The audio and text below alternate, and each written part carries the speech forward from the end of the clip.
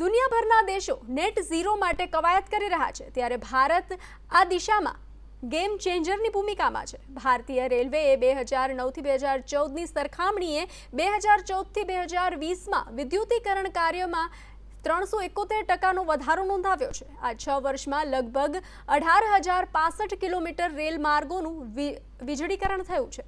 પરિણામે અશ્મિભૂત ઈંધણ પરની નિર્ભરતા ઘટી છે. ભારતીય રેલવે 2030 સુધીમાં શૂન્ય કાર્બન ઉત્સર્જન સાથે વિશ્વની સૌથી મોટી ગ્રીન રેલવે બનશે.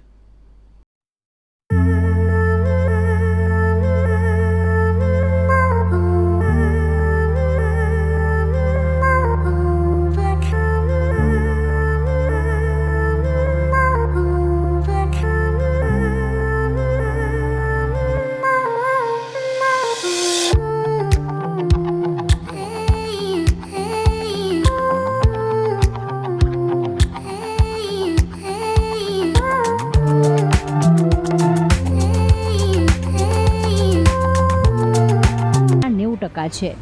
આ પૈકી 50% વિદ્યુતીકરણ તો છેલ્લા 5 વર્ષમાં જ પૂર્ણ થયું છે. આ ધ્યેય તરફ આગળ વધીને રેલવે પહેલેથી જ 14 રાજ્યો અને કેન્દ્રશાસિત પ્રદેશોમાં રેલવે ઇલેક્ટ્રિફિકેશનના 100% લક્ષ્યને હાંસલ કરવા માટે મહત્વપૂર્ણ પગલાં લીધા છે. વર્ષ 2014 પહેલાં રેલવે વિદ્યુતીકરણનું કામ સામાન્ય ગતિએ ચાલતું હતું. માત્ર 8 વર્ષમાં વિદ્યુતીકરણને લગતા નોંધપાત્ર પ્રયાસો એક મોટી સિદ્ધિ છે. ગેમ ચેન્જર સાબિત થશે મિશન 100% યોજના. ભારત ત્રીજો સૌથી મોટો ઉર્જા ઉપભોક્ત દેશ. ભારતીય રેલવે વીજળીકરણ માટે મિશન 100%ની યોજના બનાવી છે, જે ગેમ ચેન્જર સાબિત થશે. ભારત પાસે આ માટે વિશાળ તક છે. ભારત વિશ્વનો ત્રીજો સૌથી મોટો ઉર્જા વપરાશ કરતો દેશ છે. વર્ષ 2000થી ઉર્જાની માંગ અને વપરાશ બમણા થયા છે. હાલમાં ભારત સૌર ઉર્જામાં 70%ના લક્ષ્યની નજીક છે. ભારતે 2030 સુધીમાં 450 ગીગાવોટ રિન્યુએબલ એનર્જી સુધી પહોંચવાનું લક્ષ્ય નક્કી કર્યું છે, જેમાં ભારતીય રેલવેની મોટી ભૂમિકા છે. સાથે જ રેલવેના વિદ્યુતીકરણની સીધી અસર ક્રૂડ ઓઇલની આયાત પર પણ પડશે અને તેનાથી મોટા પ્રમાણમાં વિદેશી હુંડિયામણની બચત થશે.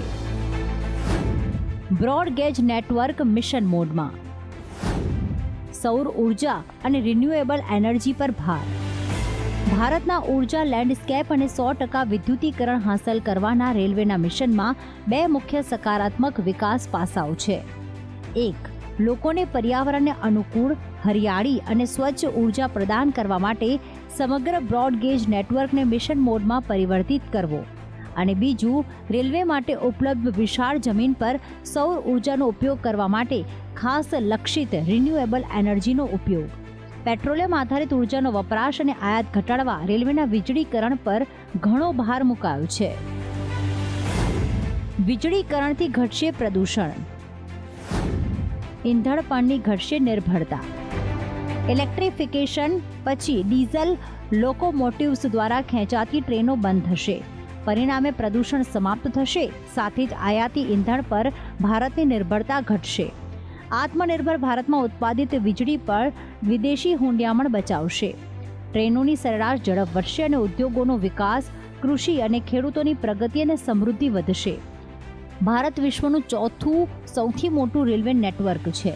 ભારતના રેલવે નેટવર્કને લાંબા સમયથી કોલસા અને ડીઝલ દ્વારા બળતણ આપવામાં આવે છે.